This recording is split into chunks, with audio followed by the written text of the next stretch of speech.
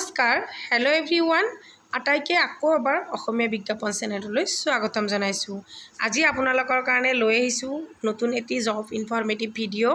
গতিকে আপোনালোকে এনেকুৱা জব ইনফৰমেটিভ ভিডিঅ'সমূহ পাবলৈ চেনেলটো ছাবস্ক্ৰাইব কৰি ৰাখক। প্ৰথমৰ পৰা শেষলৈ স্কিপ নকৰাকৈ চাই যাওক। ইয়াত আপোনালোকৰ পোষ্ট ওলাইছে আসাম ভেটেনাৰী ৰিকুৱাৰমেণ্ট 2026। ইয়াত 200টা ভেটেনাৰী ফিল্ড এছিষ্টেণ্টৰ পোষ্ট আছে। গতিকে কি কোৱালিফিকেশ্যন লাগে গোটেইখিনি জনাম। ইয়াত পশুপালন আৰু পশু চিকিৎসা বিভাগ অসম। ইয়াত আপোনালোকৰ ইয়াৰ সমপৰ্যায়ৰ কেডাৰ পদত নিযুক্তিৰ বাবে এক নিয়োগ বিজ্ঞপ্তি প্ৰকাশ কৰিছে। ইয়াত আপোনালোকে কিমানখিনি কোৱালিফিকেশ্যন লাগিব কি লাগিব ডিটেইলছত গোটেইখিনি জনাই দিম। গতিকে স্কিপ নকৰাকৈ চাই যাওক। ইয়াত অৰ্গানাইজেশ্যন হৈছে animal husbandry and veterinary department in Assam. Name of post veterinary and field assistant VFA। Number of post হৈছে 200টা।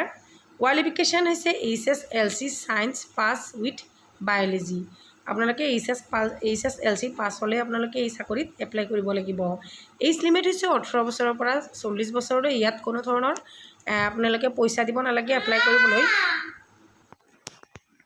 এইটো আপোনালোকৰ কোনো ধৰণৰ পইচা দিব নালাগে। ষ্টাৰ্ট ডেট হৈছে 3 ছেপ্টেম্বৰ আৰু লাষ্ট ডেট হৈছে 23 ছেপ্টেম্বৰ। গতিকে চাওক আসাম ভেটেনাৰী ৰিকুৱাৰমেণ্ট 2026। ইয়াতে animal husbandry and veterinary department of Assam. ইয়াত আপোনালোকৰ এডভাৰ্টাইজ নাম্বাৰ কিমান ডিটেইলছত গোটেইখিনি ইয়াতে জনোৱা আছে।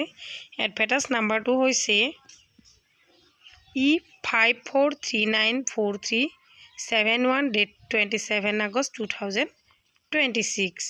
Name of the department animal husbandry and veterinary department Assam. গতিকে ইয়াত আপোনালোকে গুৱাহাটীৰ পৰা ওলাইছে এইটো post. Scale of pay band of rupees 14,000 টকাৰ পৰা 70,000 টকালৈ হ'ব। ইয়াত আপোনালোকৰ গ্ৰেড পে হ'ব 6,200 টকা প্লাছ। ঠিক আছে। Category wise vacancy breakup. Category number of post আনৰিজাৰ্ভডৰ কাৰণে আছে 112টা।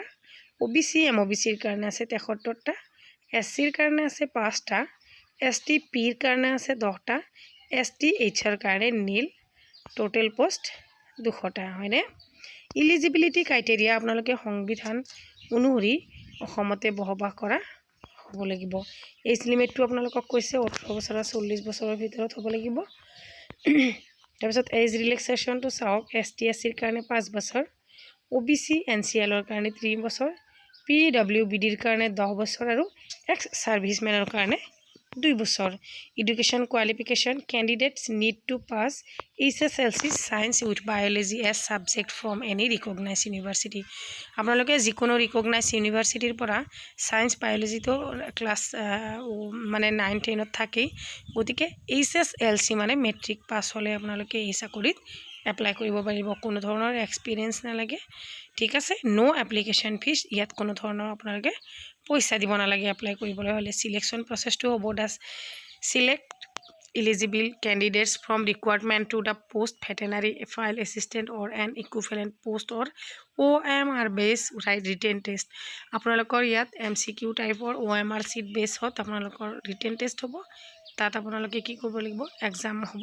The exam will have a duration of 120 minutes and will carry 100। আপোনালোকে 120 সময় পাব 120 মিনিট।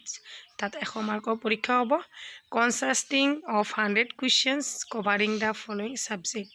ইয়াত আপোনালোকৰ চিলেবাছটোও দিয়া আছে। বায়'লজিত আপোনালোকৰ 40, কেমেষ্ট্ৰিত 20, ফিজিক্সত 20 আৰু জেনেৰেল এৱাৰনেছত 20। The standard of question will be of HSLC science level. ঠিক আছে। মেণ্ডেটৰী 1 ইয়াৰ ট্ৰেইনিং আপোনালোকক 1 বছৰৰ ট্ৰেইনিঙো দিয়া হ'ব। How to apply from Assam veterinary requirement. কেনেকৈ আপোনালোকে এপ্লাই কৰিব সেইখিনি ডিটেইলছত গোটেইখিনি দিয়া আছে। আপোনালোকে ইয়াৰ পৰা এপ্লাই কৰি ল'ব। ঠিক আছে। Important dates of VFA requirement 2026। Starting date of submission of application 3 September আৰু লাষ্ট ডেট হৈছে 23 ছেপ্টেম্বৰ। ঠিক আছে। গতিকে আৰু যদি আপোনালোকে এপ্লিকেশ্যন ফৰ্মখন ডাউনলোড কৰিব বিচাৰে ইয়াতে ক্লিক কৰিব। গতিকে কিবা যদি বিশেষ জানিবলগীয়া থাকে মোক জনাব, কমেণ্ট কৰিব, শ্বেয়াৰ কৰিব, লাইক কৰিব। ঠিক আছে, থেংক ইউ ফৰ ৱাচ।